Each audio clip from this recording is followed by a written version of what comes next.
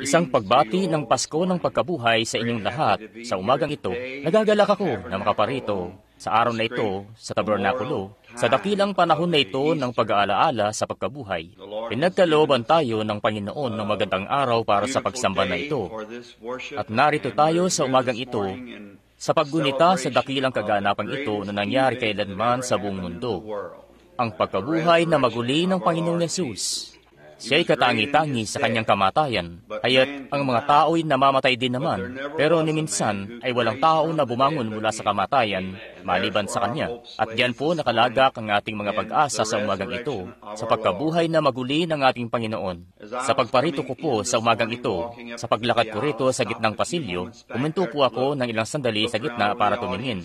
Tiningnan ang mga tagapakinig at naisip ko, sa sobrang agang ito ngayong umaga, narito na ang mga tao na sadyangang nananadik na makaparito at makapakinig sa mga salita na binabasa at mga himno na inaawit. At sa itong pag-aalaala, sa siya na iyon na humahawak sa ating mga buhay sa kanyang kamay sa oras na ito. Naiisip ko nga ang mga mukha na lagi ko noong nakikita sa mga maagang umagang gaya nito. Maraming taon na rin nang nakalipas. Nakahimlay sila sa mga sementeryo sa palibot dito, naghihintay sa kaganapan na iyon ng kanilang pagkabuhay na maguli. Habang iniisip ko yun, ayan nga, dumating sa atin ang isang kaisipan na ito na ngayon sa pagparito natin, hindi natin alam kung anong oras tayo kukunin patungo sa dakong iyon kung saan sila nakalagak sa umagang ito. At kaya naman, habang isinaalang-alang yan, ano kayang mga uri ng tao tayo dapat at papaano natin tutugay-gayin ang pagkabuhay na maguling ito sa oras na ito. Sa aklat po ni Job, sa ika-10, ika-11 na kabanata, at sa ika-25 talata, heto ang munting mga salita rito. Talastas ko, ang aking manunubos ay nabubuhay. Ang mismong propesiya ni Job at kanyang mga pahayag, matapos na makita niya ang mismong araw na ito na dahilan ng ating pagsamba sa panahon ngayon, na sama-sama tayong sumasamba, itong pagkabuhay na maguling ito.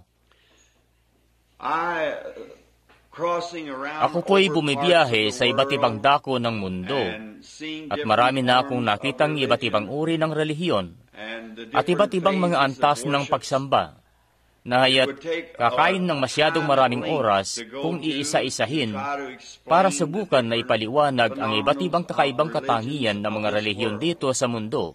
Pero ngayon, yamang nalalaman natin na narito sa mismo nating harap ang dakilang araw na ito at tayo nagkakatipon dito sa umagang ito para lamang sa maagang pagsamba na ito sa umagang ito sa ilang sandali. Tayo magsisibalik sa ating mga tahanan at babalik dito gaya ng inaasahan natin sa araw na ito na isang gawain para sa pagpapagaling. Hindi pa tayo nakakapagdaos ng ganito't nasa mga 2 o 3 beses pa lang yata mula nang tayo nasa mga gawain dahil kalimitan dito po sa tabernakulo at sa palibot para sa mga taga rito. Ang pahid po ng Espiritu Santo ay mistula bang di ito diretsong dumarating sa dako rito dahil na rin sa tahanan natin dito. Minsan na yung nangyari at doon po yon sa Jeffersonville High School at tapos minsan din yun dito sa tabernakulo. At mula po nung gumising ako ngayong umaga, mukha pong medyo atrasado ang pagparito ko, pero may dahilan po yan. Ako'y gising na ng maaga-maaga at naghihintay. At ako'y sadyang naniniwala na kumakaharap tayo sa isang dakilang gawain sa araw na ito, dito sa pagpapagaling na gawain. At sa mga kalalakihan, bibigyan natin ang mga tao ng mga cards ngayon at ipapamahagi nila ang mga ito ngayong umaga ng 9 para sa paparating na pagpapagaling na gawain. Naniniwala po ako na bibigyan tayo ng Panginoon ng isang mapagbunyang panahon. Kaya sasamba tayo sa Kanya sa pananalangin at awitin at sa pangungusap ng salita. At pagkatapos, susubukan natin na matapos ito ngayong umaga ng 7:00, kung maaari, para ang bawat isa'y makabalikpat may sapat na oras pa sila para makapaganda para sa susunod na gawain. Ang mga prayer card ay ipapamahagi ng mga 9:00 para hindi makagambala sa iba pang mga bahagi ng gawain. Tapos sa gabi, ayan nga, may gawain ng pagbabautismo rin. Umaasa kami na lahat po kayo ay makadalo sa mga ito, sa mga baguhan po sa aming pintuan at sa iba pa. Nagagala po kami na nakasama kayo sa umagang ito, na maantabayanan ang pagbubukang liwayway na gawain ito. At heto nga na ang tabernakulo ay napuno. Ngayon, kung dadako tayo sa iba't ibang kaisipan ngayon, dito sa mga relihiyosong mga pagsambang iba, sa maraming dako, sinasamba nila ang kanilang mga ninuno na mga nauna na. Halimbawa, kung pupunta tayo sa China ngayong umaga at ipangungusap ang salita ng Diyos o sa bansang Hapon, sila nga'y malilito kung aling Diyos ang tinutukoy mo. Dahil bawat isang tao na mamamatay sa kanila ay itinuturing nilang Diyos pagkatapos na mamatay ang taong ito. At kung dadako naman tayo sa lugar ng mga sumasamba kay Buddha o sa iba pa, sa mga Mohammedan, di sila naniniwala na si Kristo ay nabuhay mula sa patay. Hindi nga rin sila naniniwala na namatay siya. Ang sabi nila, sumakay siya sa isang kabayo at nangabayo at nagpunta ng langit. Pero ngayon, paglinga natin mismo ang katotohanan at ang liwanag ng buhay, walang pagdududa sa isip ko ngayon bilang isang mangangaral ng Ebanghelyo ng Sangkakristyanuhan. Wala nga kahit anong pagdududa sa isip ko, ni aninuman ng pag-aalinlangan, na anupat tahasan na taglay natin ang natatakan na katotohanan, na haya't ang ibang mga relihiyon ay ayos lang naman, pero ang taglay-taglay natin ay katotohanan. Kung mapapansin natin ngayon, heto nga't pagmasdan natin ang mga panahon. Tunay na ang dakilang Diyos ng langit na siyang naglalang ng buong kalangitan at lupa ay itinakda. Kung makikita nyo ang pamamaraan ng takbo ng kanyang pag-iisip, kung papaanong may taglaga siya para sa taon, ang kamatayan, pagkatapos may taksibol din ng taon, ang pagkabuhay na maguli. Para magkamit, kinakailangan mo munang mamatay para magkamit ng pagkabuhay na maguli. Sa pamamagitan nga lagi ng kamatayan na ang buhay ay nayahatid. Nabubuhay kayo sa pamamagitan ng kamatayan.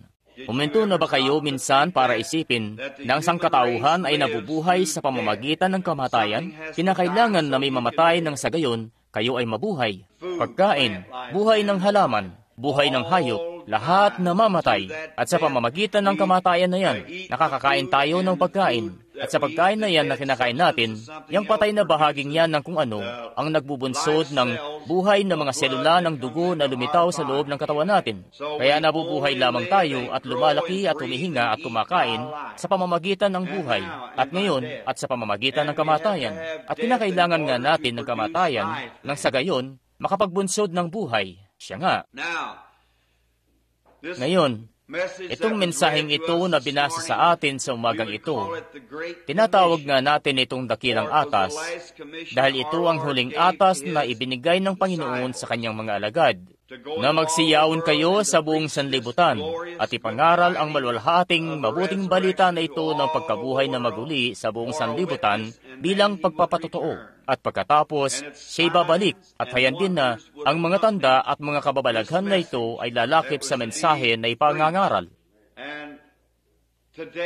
At ngayon, sa buong bansa, masusumpungan natin maging sa relihiyong Kristiyano, na masusumpungan natin ang mga tao sa Amerika, marami sa kanila, na may kaakibat na mainam at angkop na paggalang dito, na sinisikap nating makasumpong ng malalaking mga simbahan at mga katedral at maiinam na mga programa at iba pa, na sa Pasko ng pagkabuhay na ito ngayon, na ang mga naglalakihang mga simbahan at mga krus ay napupunasang maigi para sa mahalagang gawain na ito ng Pasko ng pagkabuhay. At ngayon, literal na makailang libot milyon-milyon na dolyar ang ginugugol para sa mga pagkabuhay na bulaklak at iba pa, na ipupwesto sa mga altar para palamutian ang naglalakihang mga simbahan na ito at mga katedral na meron tayo sa panahon ngayon. At sa Roma, ang pinuno ng Iglesyang Katoliko, doon nga'y kanilang sa malaking morging yun, sa St. Peter's, kung saan nakalibing ang mga patay. Gustong-gusto nilang sabihin diyan sa Iglesyang Katoliko na kamit namin ito dahil nasa amin ang katawan ni San Pedro na nakalibing dito. Nasa amin ang mga katawan ng iba't ibang mga apostol at disipulo at mga dakilang tao na namatay at heto, ang mga katawan nila ay nakalibing dito sa amin. At talagang mataas ang tingin nila riyan na akala mo na may isang may pagmamalaking dangal yun sa antas ng relihiyon nila na nasa kanila raw ang Diyos. Pero lagi ko ngang pinagdidiinan ito, mga kaibigan, na ang mga bagay na yan ay walang kabuluhan. Wala po. Kahit sino namang tao ay maaaring mamatay at mananatiling nakahimlay sa lupa. Pero siya na nagbangon mula doon sa libingan na yon, ang atin ngang sinasamba ngayon na buhay, nagbangon muli, na umakyat na Panginoong Yesus na buhay ngayon. Marami mga tao nga ang maaring mamatay. Nung nakaraang Biyernes, may mga tao na nakaluhod na gumagapang sa kanilang tuhod, pakyat doon sa mga baitang ng hagdan sa Batikan. At marami mga tao ang nagsipunta at ginunita ang kamatayan na isang dakilat masalimuot na bagay na nangyari kay Kristo. Pero kinakailangan nga niya na gawin niyo nang sa gayon, mapatunayan na siya si Kristo. Pero ang araw ngang ito ang araw ng pagkabuhay na maguli. Tinatakan na nito magpakailanman. Ngayon, hindi na siya patay. Siya'y buhay ngayon. Nabubuhay sa bawat puso at bawat tao. Ang mga tao nung unang panahon, mangyaring nakatingin sila rito sa araw na ito. Itong mga matatandang mga patriarka sa Biblia, sina Abraham, Isaac, Jacob, Job, marami sa mga matatandang patriarka na ito'y nakatingin sa panahon na yun na si Kristo ay babangon mula sa patay. Naiisip ko nga si Job, ito pong pinanggagalingan ng binasa natin kani-kanina lang, siya'y nakatingin sa umagang ito. Nung siya'y matanda na't pinahihina ng katandaan, at ang laman niya ay sadyang naagnas mula sa katawan niya dahil sa mga bukol, ang puso niya'y wasak sa kadalamhatian, at ang bawat mortal na bahagi ng kanyang katauhan ay tila ba naluluntoy. At ang isang dakilang lalaki kagaya niya na nagiwan ng katangi-tanging marka sa mundo ng panahon niya. At ang makita yun, ang lahat-lahat kung ano siya noon, at ang pagiging bantog niya. Sinabi niya na siya'y magtutungo sa mga siyudad sa silangan, at yung mga prinsipe doon ay luluhod sa kanya dahil sa kanyang angking karunungan. Pero heto nga siya sa dulo ng kanyang dunong. Lahat ay napawi, mistula nga. Ang malusog niyang katawan ay wala na. Ang mga ari-arian niya ay wala na. Ang mga anak niya ay wala na. Lahat ng pagmimay-ari niya ay wala na. At pagkatapos, ang Diyos sa kanyang kaawaan ay bumaba kay Job at kanyang binigyan siya ng panibagong pandama na magagawa niyang imulat ang kanyang mga mata't makita ang araw na iyon na may katawan siyang tatanggapin. Nalaman niya na may isa na parating, isa na matuwid, na siyang tatayo sa kanyang pwesto, na siyang magbabangon sa katawan ng mga namatay at gagawin yun. Ang sabi niya, talastas ko ng aking manunubos ay nabubuhay. Gustong-gusto ko nga ang positibong mga salita na iyon na namutawi sa kanya. Hindi yung sana, pakiramdam ko lang na mangyayari. Yan ang ugali ng marami sa panahon ngayon. May pakiwari ako na balang araw, pero si Job ay higit nga ang taglay niya. Ang sabi niya, talastas ko ng aking manunubos ay nabubuhay. Nandun siya sa positibong panig, wala nga sa negatibo. Positibo lahat. At kung sa panahon ngayon, kung ang taglay lang natin ay yung krus sa ibabaw ng simbahan natin para ipakita na ayos lang naman yan, na si Kristo, naniniwala tayo sa kamatayan ni Kristo, pagkalibing at pagkabuhay na maguli. Kung ang kamit lang natin ay yung ilang mga patay na katawan na alabok na't nakalibing sa ilalim ng simbahan natin, at ang mga banal na taong ito na nakalibing doon, na yun lang ang tanging taglay natin na inaasahan natin. Kung ganoon, nabibilang lang tayo doon sa pinakamiserableng mga tao. Pero ngayon, ganoon na lamang ang pasasalamat natin, na hindi patay na mga katawan lang ang taglay natin, kundi ang nabuhay na maguling Espiritu ng Panginoong Yesus Kristo, na siya'y nagbangon mula sa patay ng may pananagumpay. Hindi na ito sa pakiwari ko, natitingin ka sa isang krus at sa pakiwari ko, natitingin ka sa katawan na nakalibing doon sa lupa at sasabihin, sa pakiwari ko, at sana nga. Pero nung ang pangitain na biglang dumating kay Job ay naging realidad, itong pagkabuhay na maguli ng Panginoong Yesus sa pamamagitan ng Espiritu Santo diyan sa puso, kaya't ang taglay mo na'y talastas ko ng aking manunubos ay nabubuhay. Lahat ng anino'y pumaram na. Lahat ng lumang mga dilim ng kumaari lang sana. At marahil nga, at siguro ay ganito ang mangyayari. Lahat ng yan ay pumaram na mismo sa bawat isa na itinagubilin na ang kanilang puso na maging dakong paglalagakan ng Panginoong Yesus Kristo. Namatay kasama niya, inilibing kasama niya, at ibinangon kasama niya. Ibinangon kasama si Kristo sa pagkabuhay na maguli. Itong bagong pag-asang ito na inilagay ni Kristo sa ating mga puso ngayon, itong bagong katiyakan. Isa itong pag-asa para sa kanila na mga nakatingin sa panahon na yun. Nanupat ang lalaki o babae na binangon ng muli na panibago ay may kamit ng talastas ko ngayon. talastas ko na ang aking manunubos ay nabubuhay. Bakit? Siya'y nabubuhay na sa aking puso. Hindi ba't kahanga-hanga nga ngayon ang lahat ng mga anino ay lumipas na? Lahat ng, sana makasama ako sa pagkabuhay na maguli. Hindi na ito, sana. Kamit na natin ang katiyakan. Hayan nga, talastas natin ito. Di na lang, sana nga. Dahil may bagay na nangyari sa ating buhay na nag-alis sa lahat ng mga anino noong si Kristo na siya na nagbagong maguli pumarito sa makasalanan nating mga kalagayan na ating kinasadlakan. At ang mga lumang bagay ay pumaram na sa pagkakapako kasama siya sa may dambana. At nagbangon tayo na panibago, muli kasama siya, at nabuhay na't kasama siya at maghahari kasama siya. At nakaupo na ngayon sa makalangit na mga dako kay Kristo Jesus. Tayo'y binangon na kasama siya. Tapos na ang pagkabuhay na maguli. Kung tayo mismo ang tatanungin dahil tayo'y ibinangon na kasama si Kristo. Amen. Nakaupo sa makalangit na mga dako kay Kristo Jesus. Wala nang pagbabaka sakali pa rito. Tapos na. Amen. Talagang ang gustong-gusto ko yan. Wala nang ano kaya? Wala nang sana-sana. Wala na. Tapos na ito. Tayo'y binangong kasama siya. Nakaupo na sa makalangit na mga dako. At ngayon, sa bagay na ito at sa mga ibang bagay pa para sa iglesia, sasabihin nyo, kung ganoon, kapatid na Branham, ano ngang ibig sabihin nito? Na haya't ipinapangaral natin ang ebanghelyo ng yan ang kasunod nating inaasam. Yan ang kasunod na bagay sa atin. Matapos na tayo'y bangunin kasama siya, ibinigay sa atin ang dakilang atas na magsiyaon sa buong sanlibutan at dalhin ang mga balitang ito sa iba. Napakagandang umaga nga noon, nung si Maria Magdalena, si Maria na ina, nung magpunta sila sa libingan nung maagang-umagang yon, iniisip, sino kaya ang magpapagulong sa bato na yon na nakatakip sa libingan? Sino kaya ang pwedeng mag-alis ng bato na yon? Sila'y humayo pa rin, nagpunta pa rin, dahil sa pananampalataya, sumasampalataya. At nung ang umagang yon ay nagbubukang liwayway na, ang mga ibon na robin at lahat ay tumigil sa kanilang matining na paghuni. At maya-maya, yung tala sa umaga ay tumatanglaw na sa daan. At katulad ng isang malaking bulalakaw na sumalimbay sa ibabaw ng mundo at tumigil sa ibabaw ng libingan kung saan siya naroon. At may anghel na tumayo roon at pinagulong ang naturang bato. At nagbangon siya mula sa libingan, pinagtagumpayan ng kamatayan, impyerno at libingan. At ang sabi, narito, ako isa sa inyong palagi, maging sa katapusan ng mundo.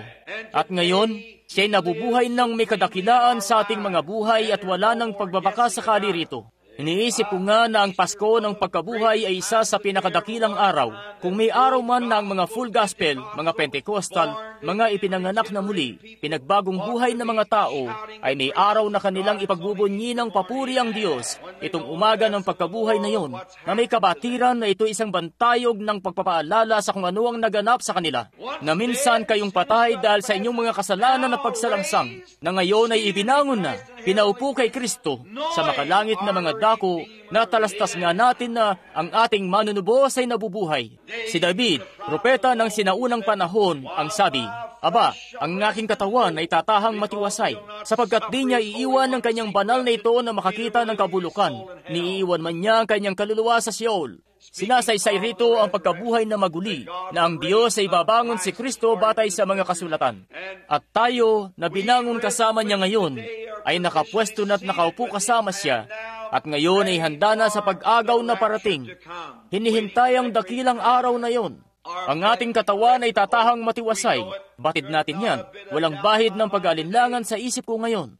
Walang bahid ng pag-alinlangan sa isip ng sinumang tao na narito, na mga naipanganak ng muli, nanupat sa diyangang may bibilang sila roon ng sintiyak na may langit sa itaas. May bibilang at may bibilang ka nga. Bawat pangako'y nakalapat dito. Siya nga, sadyang ang ibabangong muli kasama siya. At tapos, kaya'y mamumuhay na kasama siya. Ibigin siya. Maupo ng sama-sama sa makalangit na mga dako na hinihintay ang dakilang oras na ito. Ngayon, ang dakilang atas nga'y magsiyaon. Matapos na siya bumangon mula sa patay, hayan nga't kanyang ang dakilang atas ay hetong magsiyaon sa buong sanlibutan at ipangaral ang ebanghelyo sa bawat nilalang. Bawat nilalang ay dapat na mapakinggan ang ebanghelyo. Yun nga ang atas sa umagang ito sa iglesia, na ang bawat nilalang ay dapat na mapakinggan ang mismong ebanghelyo. Pagkatapos, kapag ang bawat nilalang ay nakarinig na sa ebanghelyo, hayan nga't si Jesus ay magbabalik ng muli. Huminto na po ba kayo para pagbulayan sa umagang ito, na itong pagparito ay hayan ngang magiging kitang-kita ito? Siya'y narito na sa atin ngayon. Siya, tayo nga'y darating ang araw, ngayon sa mismong oras na ito, bulayin nyo na ang presensya niya ay narito mismo ngayon. Ang Panginoong Yesus ay nasa ibang daigdig o ibang dimensyon na narito mismo ngayon sa anyo ng Espiritu. Ang kanyang Espiritu ay lumalakip sa ating Espiritu. Hindi siya nakikita ng mga mata natin, dahil ang mga ito ay nasa physical pa lamang. Maliban na may kung anong bagay na mangyari na tayo makakakita ng pangitain. Pero siya nga'y narito kung papaanong makikita nga na sadyang totoong-totoo, katulad nung siya ay naroon nung araw na yon na nakipag-usap siya kay Maria sa may libingan o nung katagpuin niya sina Cleopas sa kanyang daan patungong Emmaus. Narito ang kanyang presensya mismo. Maaring madama ito sa pamamagitan niyan. Madama sa pamamagitan ng panloob na kargadang niyan na nakapaloob sa katawan ng tao na tinatawag na bagong kapanganakan. Yung kaluluwa ay minagnet mismo patungo sa kanya. At madalas, kapag itutuon nyo ang inyong pag-iisip na mapisang nakatuon sa kanya, sampalatayanan siya. Darating nga ang sandali na may kung anong bagay, isang realidad na mararamdaman mo ang isang bagay na ito na bumubuo sa buong mong pagkatao. Yun nga ang mismong pagpapatutuo ng kanyang pagkabuhay na maguli. Hindi na ito pakiwari, hindi ito pakiwari ko. Haya't sa bawat tao na naipanganak na muli, isa na itong talastas ko. Ito'y talastas mo nga. Nariyan nga mismo at sa sandali na magkaroon ka ng kaugnayan sa kanya. May mga banal nga akong nakikita na sinasabi, "Oh, nararamdaman mo ba? Ang presensya ng Panginoon ay narito mismo." Sinasabi nila, hayan nga't may kung anong bagay nga. Aba siya nga. Narito kasi siya mismo. Narito mismo. Bumangon siya mula sa patay. At nakatayo na siya mismo sa tabi nyo. Ngayon, darating ang panahon na kapag tumungo na tayo para makasama siya, itong mga espiritong ito na narito, na nadarama ang espiritu na yon, ay lalakip doon. Na heto nga, sa pagkabuhay na maguli, kapag inihayag na niya mismo ang kanyang sarili na makita, tayo rin ay magiging kitang-kita at magtataglay ng isang katawan katulad ng kanyang sariling nilulhating katawan. Dahil yamang nanggaling tayo sa daigdig ng espiritu, tayo dadalhin niya kasama siya. Lahat ng mga namatay kay Kristo ay dadalhin ng Diyos kasama siya sa pagkabuhay na maguli. Oh, grabing kaliwanagan. Sadyang ang isang pinagpalang bagay. Oh, di ko nga pipiliin. Oh, kung gagawin man akong hari ng buong sangkalupaan na ito at gagarantiyahan ng 1,000,000 taon para mabuhay, hindi ko ipagpapalit ang 1 taon ng pagsamba sa Panginoon at ang mga bagay na nasaksihan ko sa loob ng 1 taon na ito na nagdaan at ang pagkakaroon ng kaalaman sa Diyos kaysa sa lahat ng mga kayamanan na ito ng sandaigdigan. Sa pinagpalang pag-asa na ito, na pagkatapos naman ng 1,000,000 taon o ano paman, ay hindi na ako mabubuhay pa. Di pa katagalan, si kapatid na Cox, na nakatayo riyan sa may likuran ng gusali ngayon, at ako'y nakaupo noon sa mismong kalsada papasok sa bahay, at may bitak na bato noon sa daan. Doon sa bato ay may munting fossil ng kung anong pandagat na hayop o kung ano, na nabuhay ng maraming taon na ang nagdaan. Sabi ko, tingnan mo itong bagay na ito rito. At sabi ni kapatid na Cox, kapatid na Branham, iniisip ko nga kung gaanong katanda na kaya yan. Sabi ko, bueno kapatid na Cox, marahil ito nga'y sasasabihin ng mananalaysay, aabot ito ng milyon-milyong taon. Noon pa bago matirhan ng mundong ito ng mga tao at ang mga tubig ay tinatakpan pa noon ng sangkalupaan. Ang mga nilalang na yan ay marahil namuhay ng maraming milyong taon na ang nakararaan. Pero ako, sabi niya, tingnan mo kapatid na Branham, sabi, di naman kaya't ang buhay ng tao ay napakaiksi nga. Kumpara sa buhay na yan, isipin mo nga ang fossil na yan ay natira pa rin. Matapos ang milyon-milyong taon. Sa isip ko, sabi ko, kapatid na Cox, darating ang panahon na yung fossil na yan ay paparam din ng tuluyan. Paparam maski yung hanino niyan.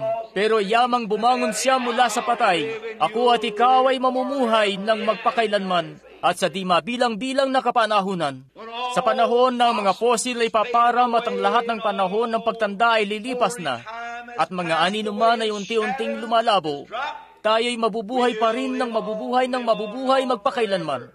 Dahil sa pamamagitan ng pagtanggap sa pagkabuhay na maguli ng Panginoong Yesus Kristo, tayo ay naging mga immortal na mga nilalang, dumadaing sa Espiritu, hinihintay ang panahon ng ating pagkaligtas na maging tayo ay mapapasapiling niya sa kanyang pinagpalang presensya para mamuhay ng magpakailanman.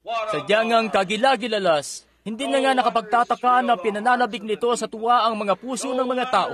Hindi na nga nakapagtataka na ibinunsod nito ang mga tao na sumamba.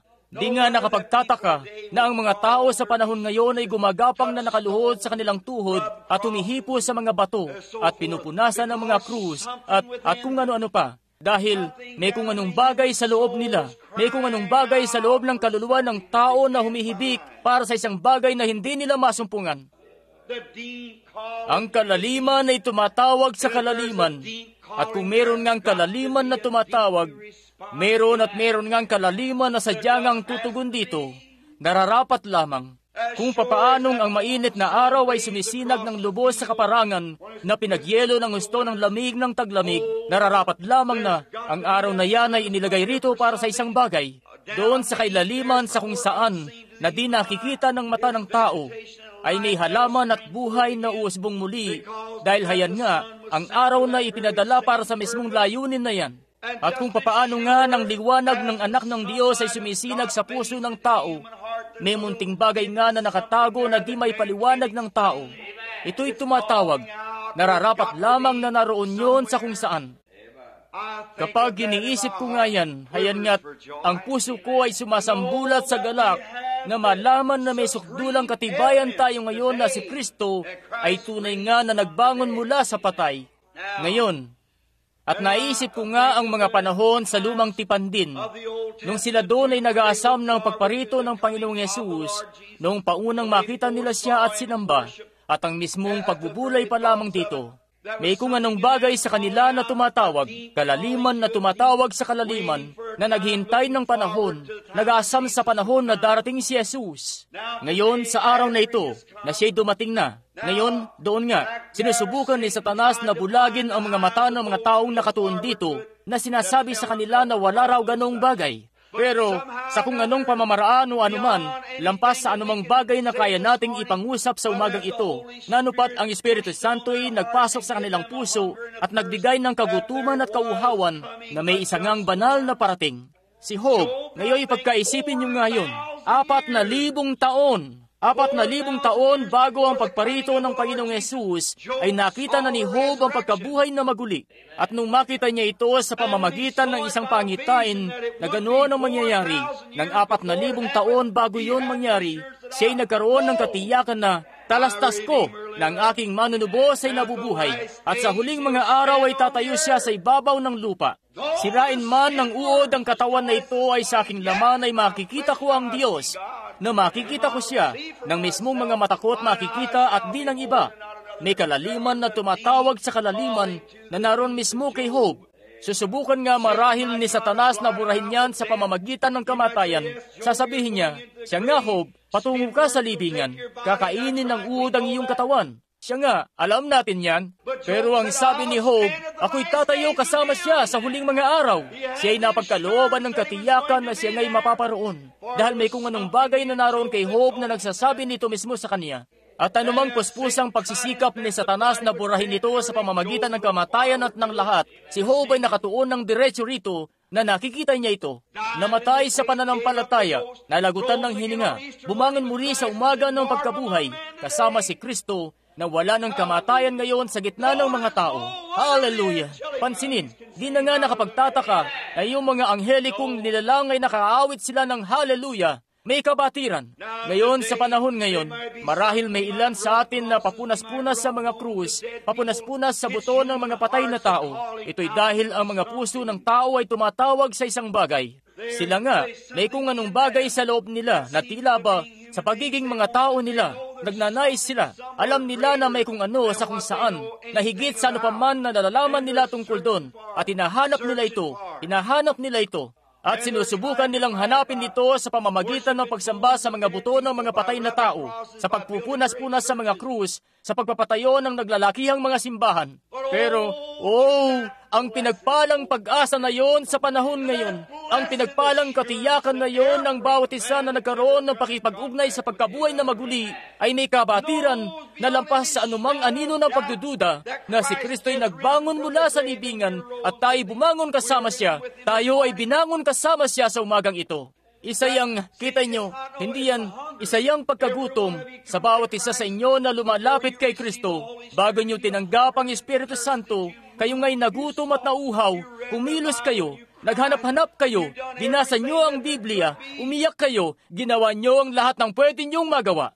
Marahil umusal pa kayo ng pagrorosaryo, marahil paulit-ulit yung dasal nyo sa pagrorosaryo, marahil nagawa nyo na ang lahat ng iba't ibang relihiyosong mga gawain, marahil tumigil pa nga kayo sa pagkain, marahil nangilin pa kayo ng mga araw ng Sabat, marahil ginawa nyo na ang mga makareliyosong mga bagay na ito na sinasabi-sabi ng mundo sa panahon ngayon. Pero nung isang beses na yon ay sinuko nyo ang inyong sarili sa pagpapako, dumating ang pagkabuhay na maguli, nagbunsod yan sa inyo ng katiyakan na talastas ko ng aking manunubos ay nabubuhay ngayon.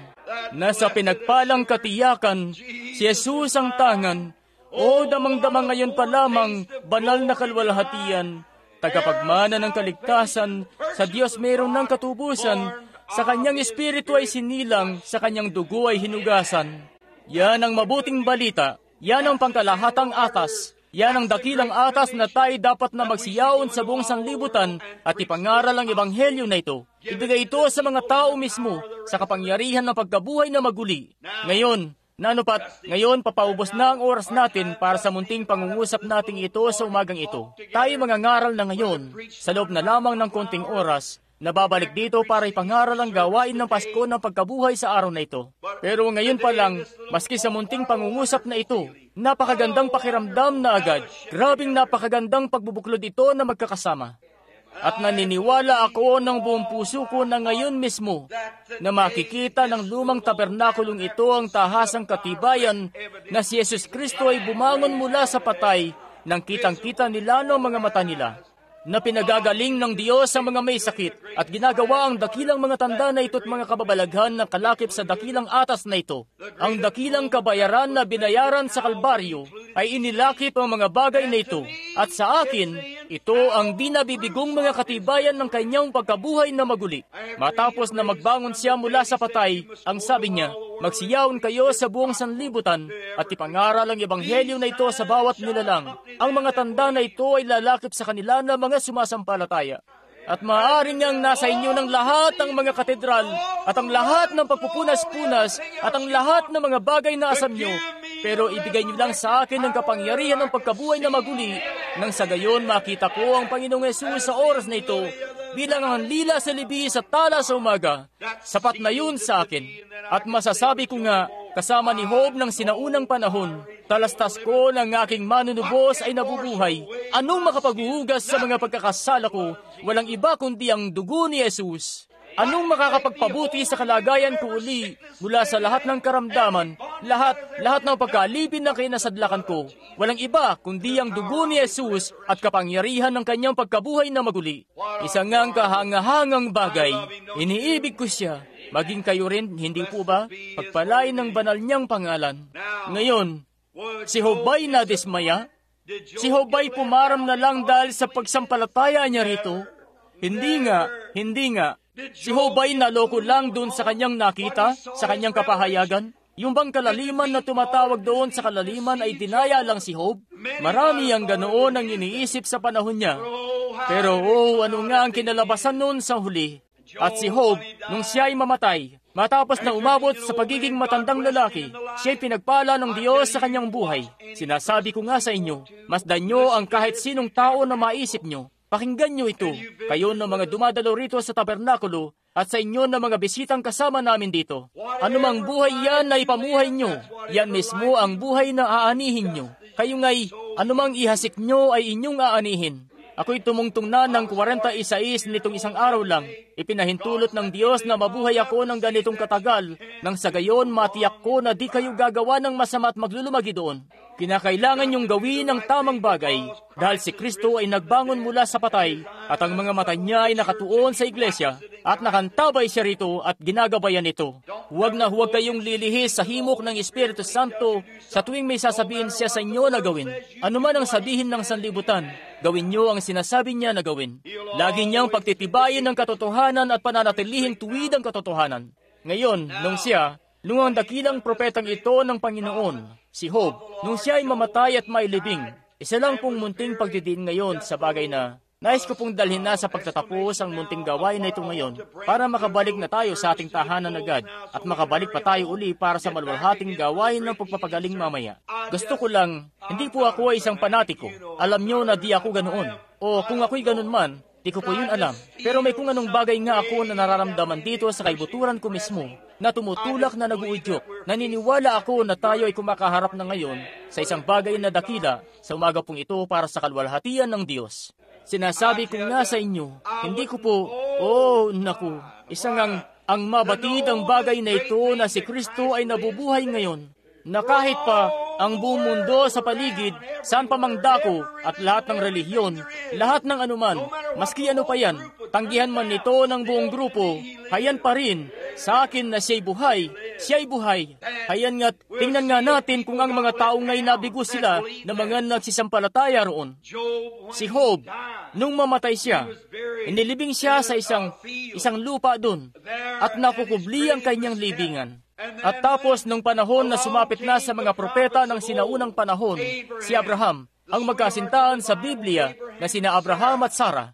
Nang mamatay si Sarah, bumili ng kapirasong lupa si Abraham na malapit sa dako kung saan nakalibing si Job at doon inilibing si Sarah. Ang sabi niya, ako'y tagapagmanang kasama mo sa dakong yon sa ibayo. Ang ganda! Gusto ko yan, tagapagmanang kasama.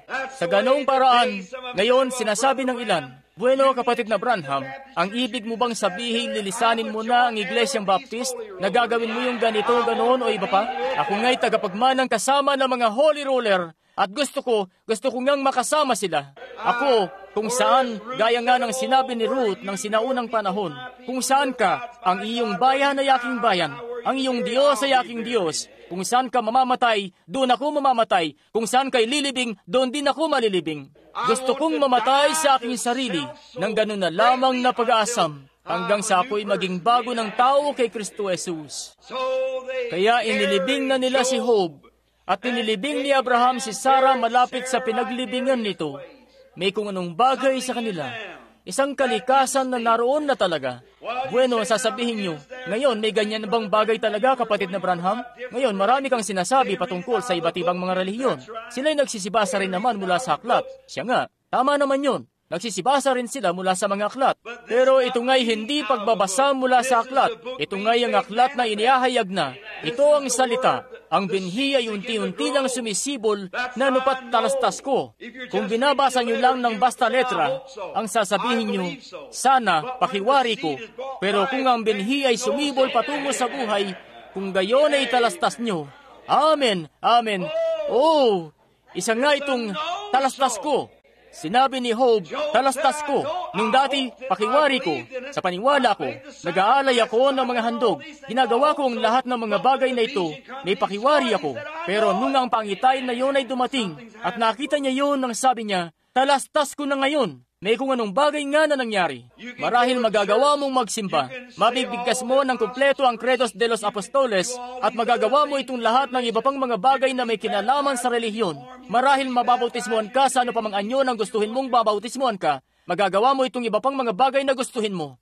Pero hanggang sa ang kaluluwa mo'y magising sa pamamagitan ng pagkabuhay na maguli ng Panginoong Yesus, ikaw nga'y lahat ng pagbabaka sakali ay paparam na at isang talastas ko ang bababa. Talastas ko, sinabi ni Job, talastas ko ng aking manunubos ay nabubuhay.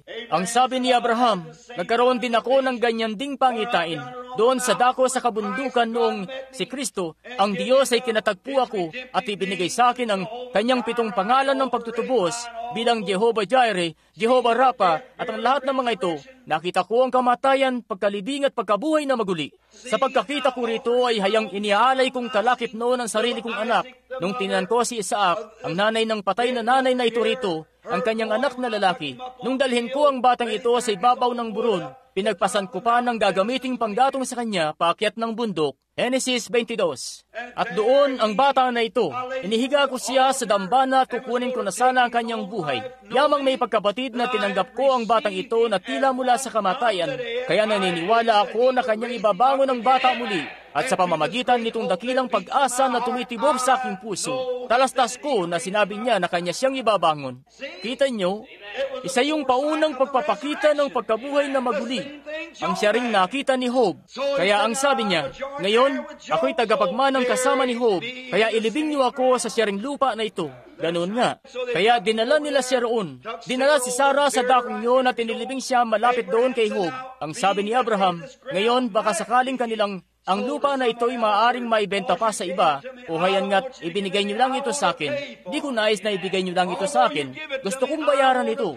Kahit na ibinigay pa niyo ito sa akin, gusto kong bayaran ito. At sa ganoon ngang paraan na ang bawat tao ay sa pamamagitan ng biyaya ay kayo'y naligtas, hindi sa gawa, hindi sa kung anong magagawa nyo.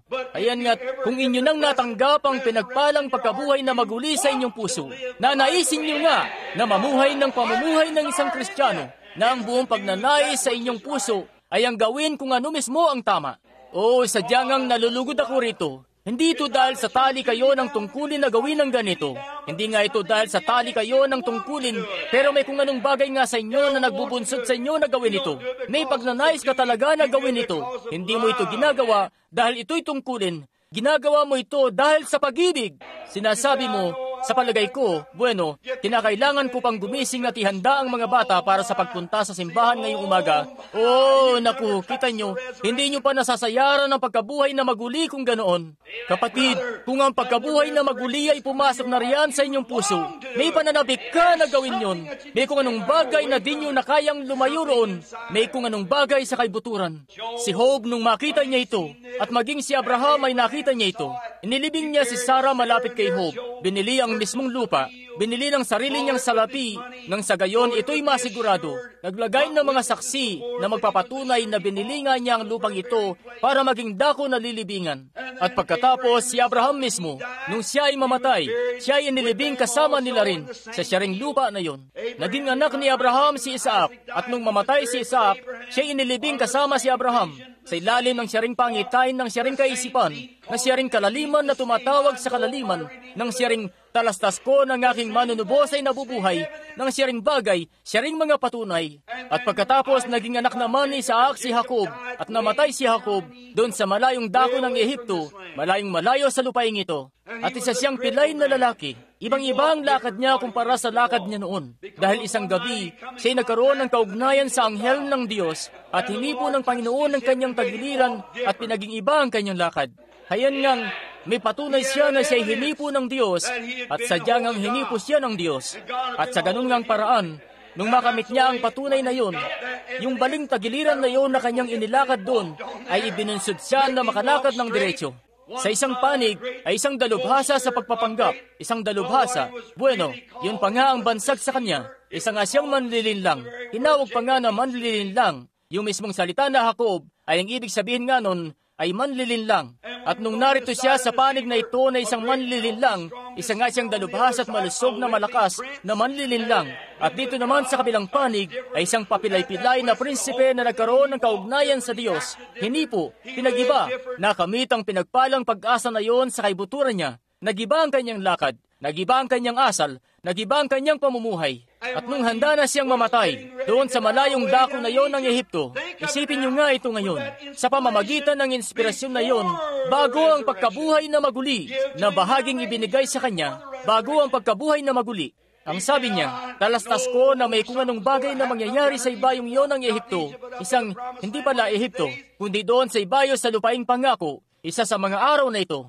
Kaya dun mismo sa siyang lupain na yon ng inspirasyon, halika rito, anak kong Joseph, na siya ring isang propeta. Sabi niya, halika rito at ipatong mo ang iyong kamay rito sa pinagbunuan, ang dako kung saan ako naroon noon, at manumpa ka sa akin sa Diyos ng langit na di mo ako ililibing sa dakong ito rito. Manumpa ka sa akin na di mo ako ililibing sa dakong ito rito. Dahil alam niya na mahalaga na siya ay may lakip na kasama ng kanyang bayan. Yan ang dahilan ngayon kung bakit may pagnanais tayo na makaawit habang ipinapatong natin ang ating kamay sa lumang magaspang na krus.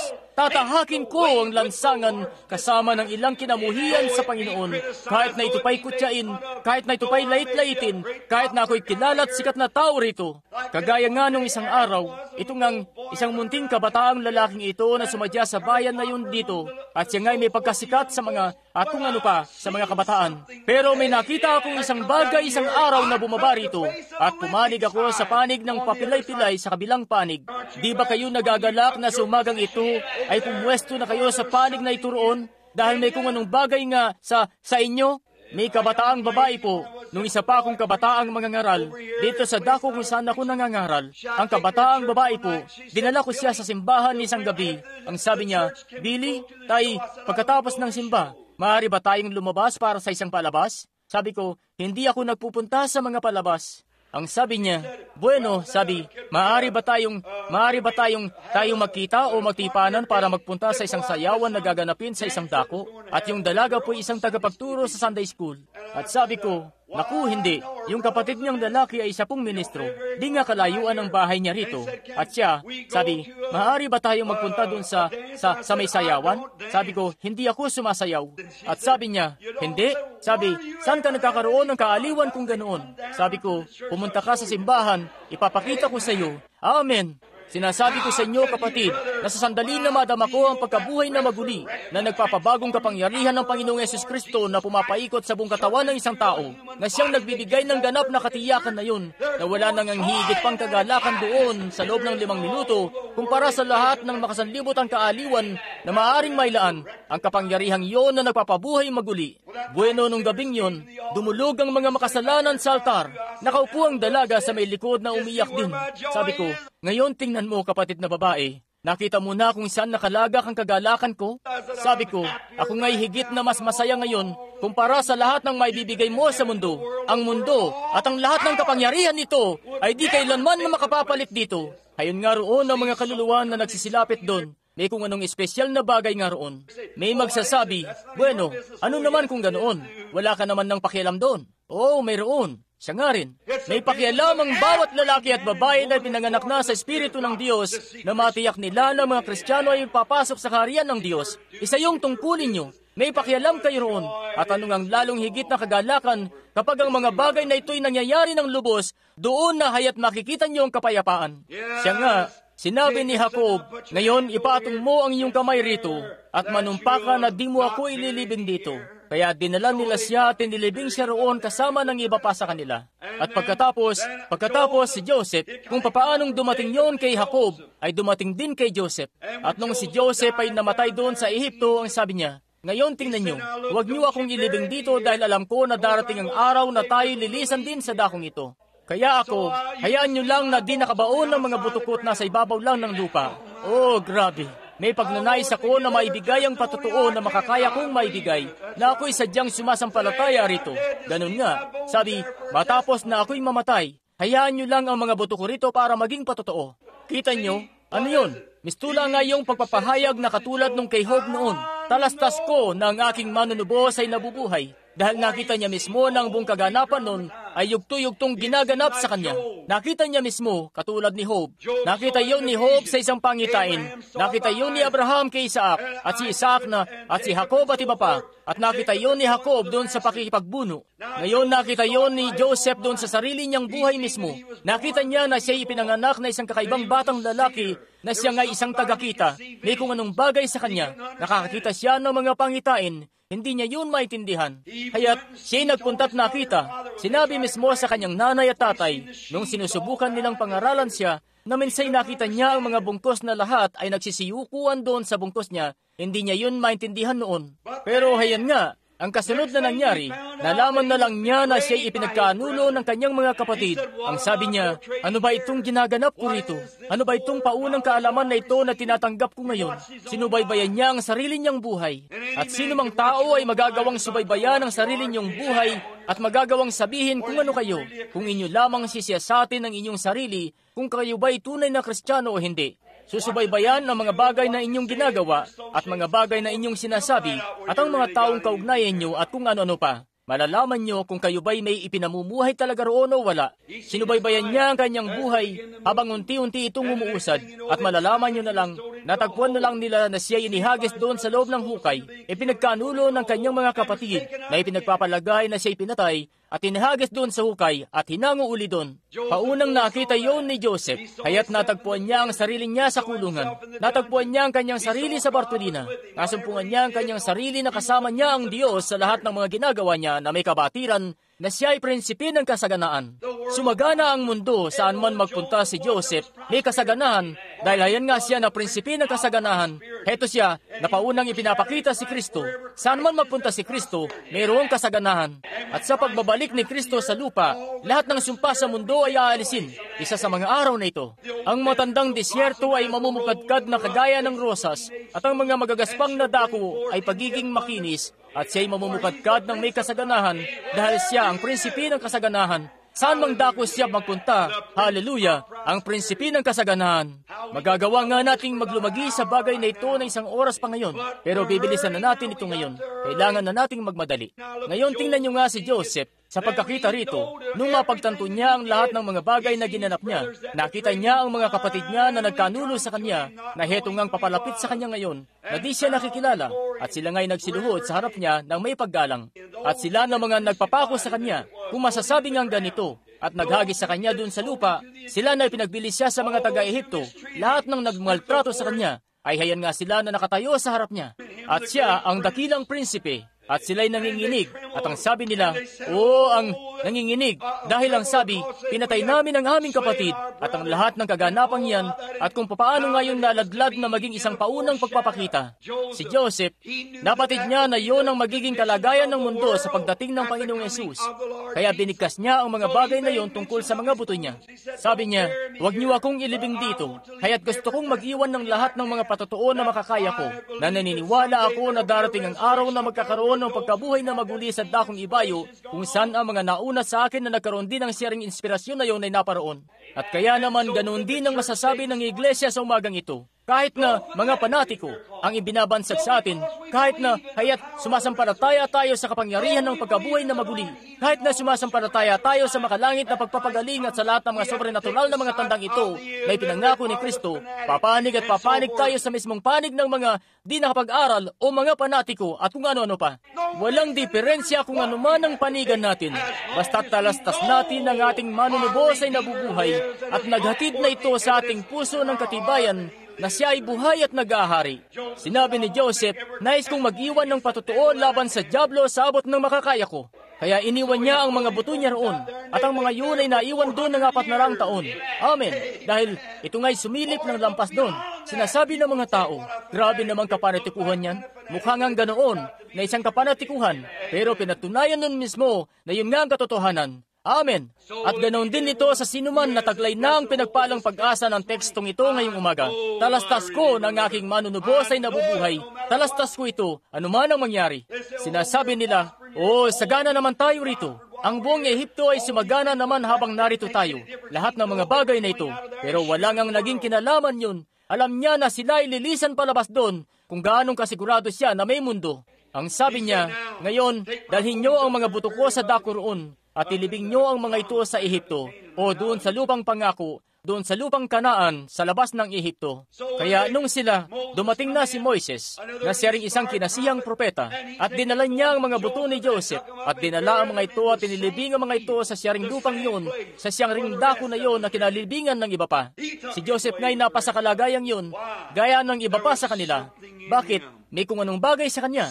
May bagay sa kanya na anuman ang di nyo maririnig ang mga taong yun na magsasabi ng iba tungkol doon. Bueno, kahit saan naman ay pwede na sila ihimlay na lang kung saan nila gusto. Pero may kung anong bagay nga sa kanya, yung siyaring bagay na nagkaloob ng siyaring pangitay na nakita ni Job, ang siyaring pangitay na nakita ng iba pa sa kanila. Ano man ang isip-isipin ng iba pa sa mundo, ano man ang gawin nila, wala yung kinalaman kay Joseph, wala yung kinalaman kay Abraham, kay Isaac, kay Jacob, sa lahat ng sino man sa kanila, may kung anong bagay na nagtutumulin patungo sa lupang pangako. Mistulang ang pagkapanatiko, pero yun ang inasam nila dahil may kung anong bagay na nasa kanila, kalaliman na tumatawag sa kalaliman. Ganyan nga ito ngayon sa bawat mananampalataya. May kung anong bagay sa kanila na nagtutumulin patungo rito. Kahit na ano pang, sige, subukan mo ito, iyon o iba pa, kaya't may kung anong bagay na nagtutumulin.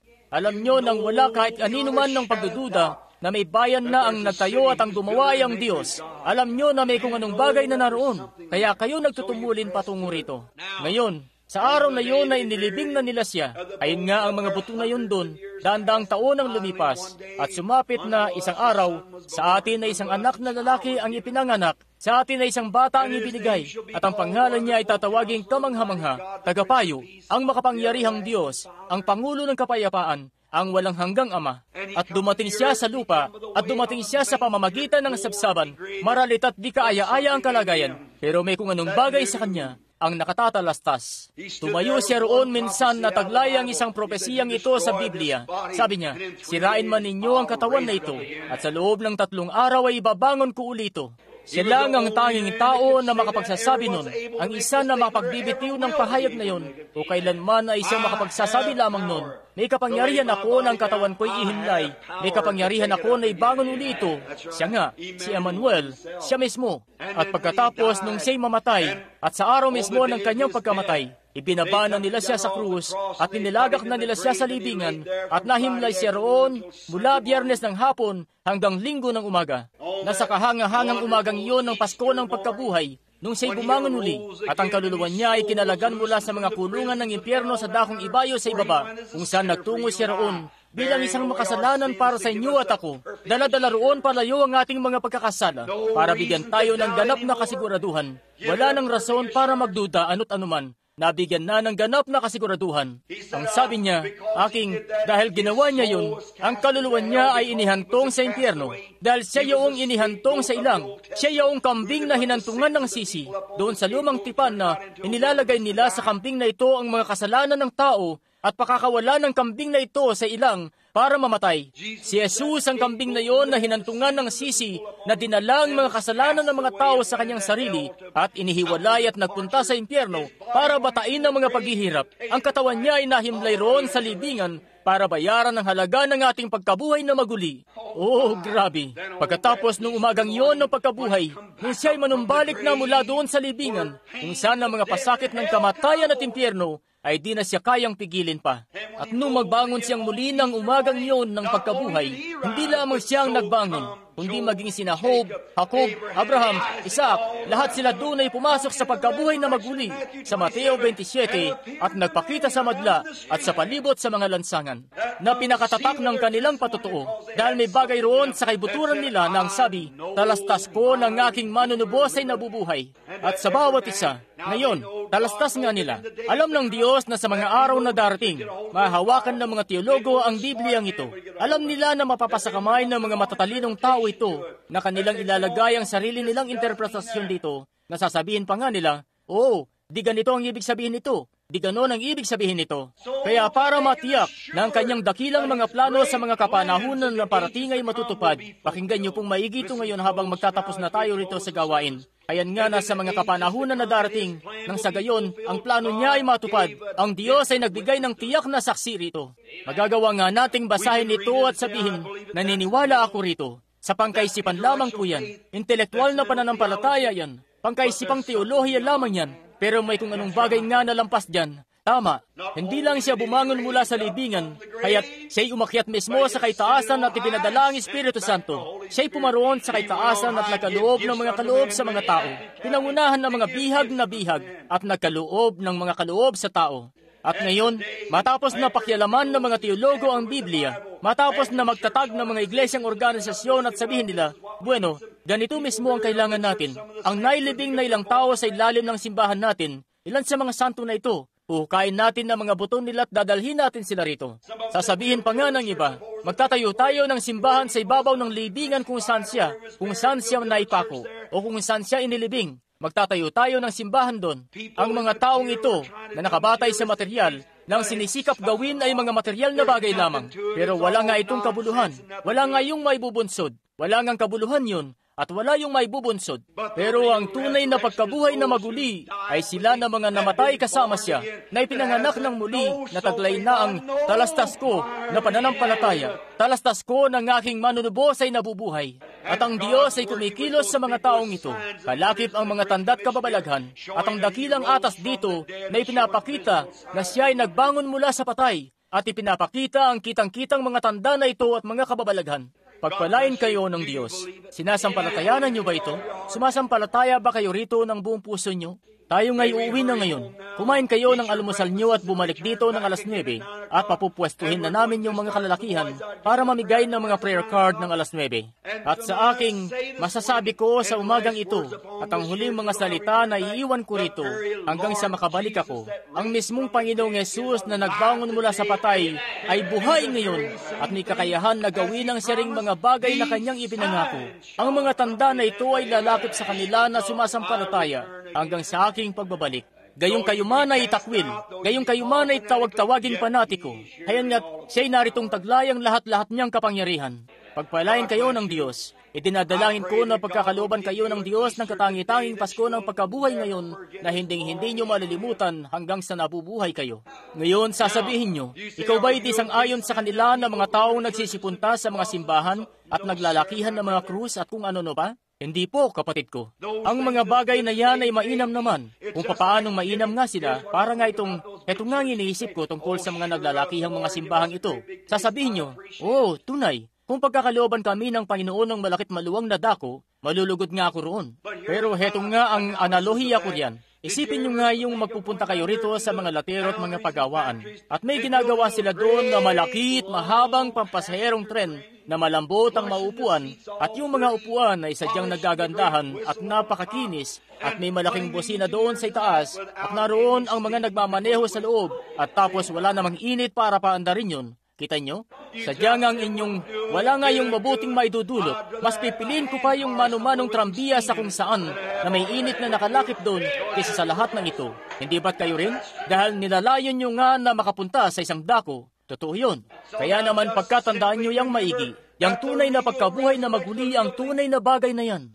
Sasabihin nyo, ang bagay na yun ay may kakayahan namang tumakbo sa sarili niya. Patungo sa iba yung dako na yun. Paano tatakbo? Sige't patunayin nyo nga sa akin. At yan nga mismo ang ginagawa lang natin. Sinasapinan natin ng malalambot ang mga upuan. Pinakikintab natin yung bosina. Pinaniningning natin ng mga scholar para mangaral ng kabilib-bilib na teolohiya at gagamit ng malalaking mga salita na sadyang ang kabilib-bilib na mga bagay na pinag-aaralan nila sa diksyonaryo buong gabi para sa pangangaral halos para yon ang maihatid para sa kasunod na umaga. Mga pananalita ng kapalaluan. Pero kapatid, para sa akin, wala itong kabuluhan.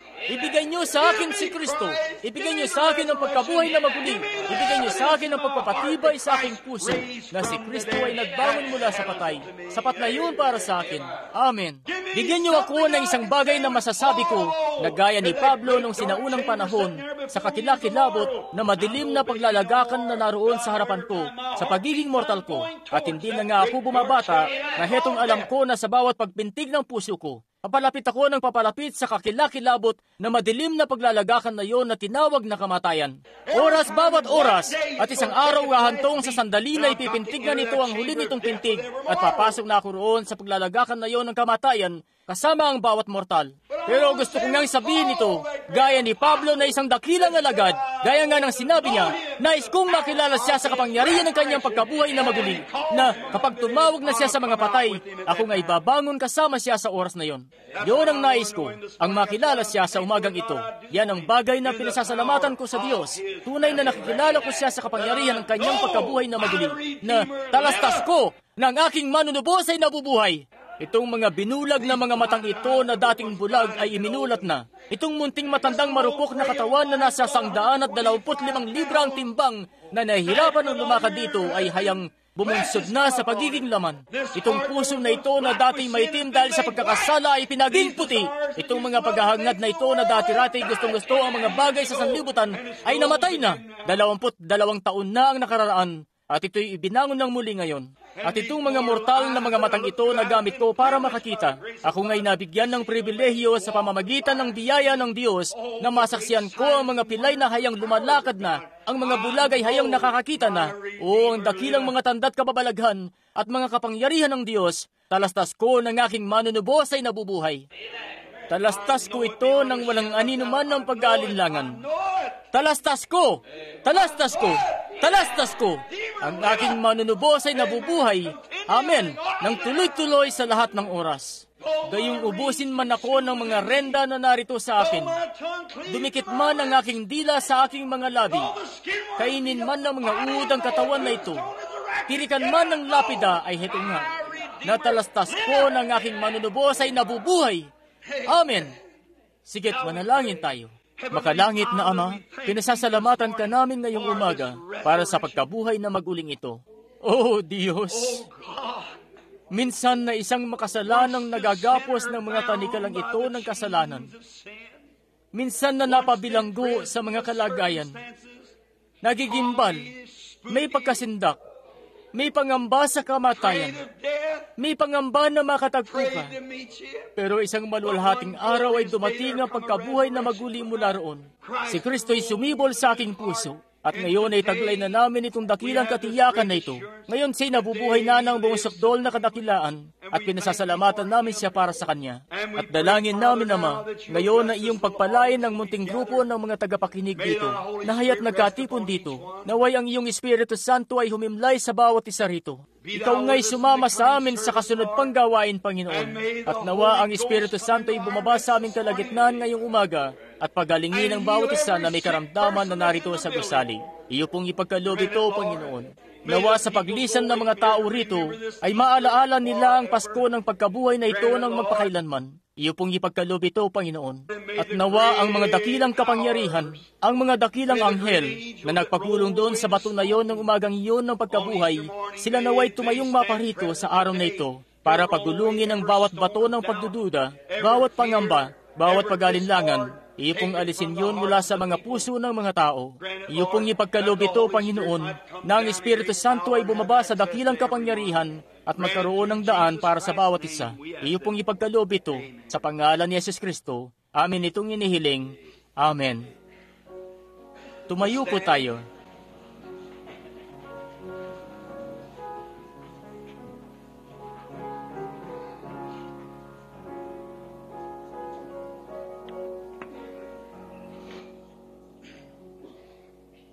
The first one to die for this Holy Ghost friend was John the Baptist, but he died like a man.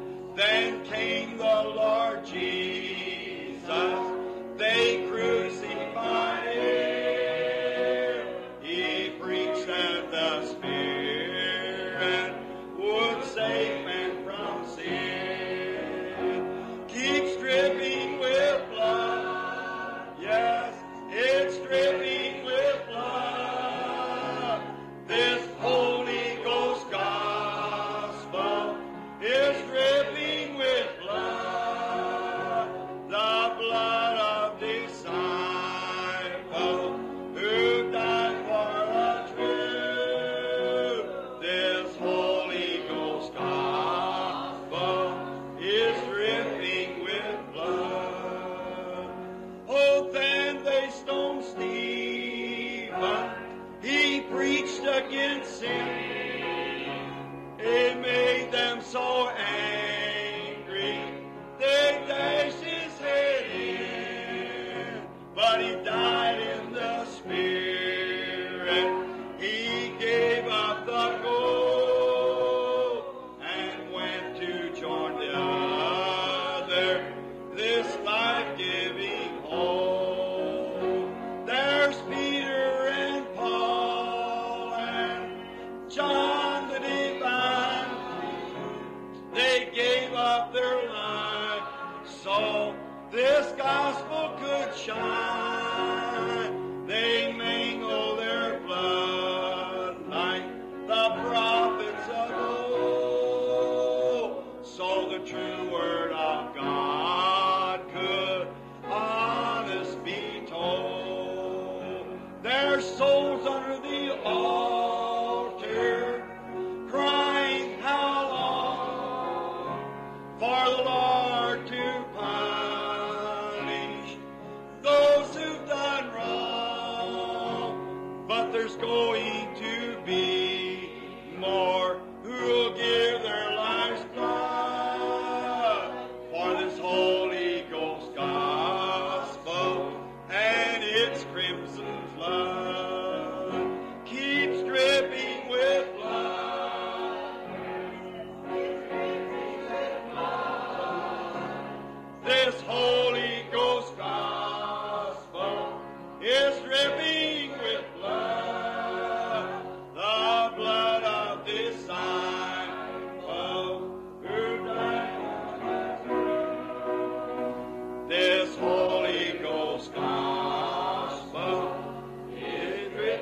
Hindi ba't ganoon na lamang ang pag-ibig niyo sa Kanya?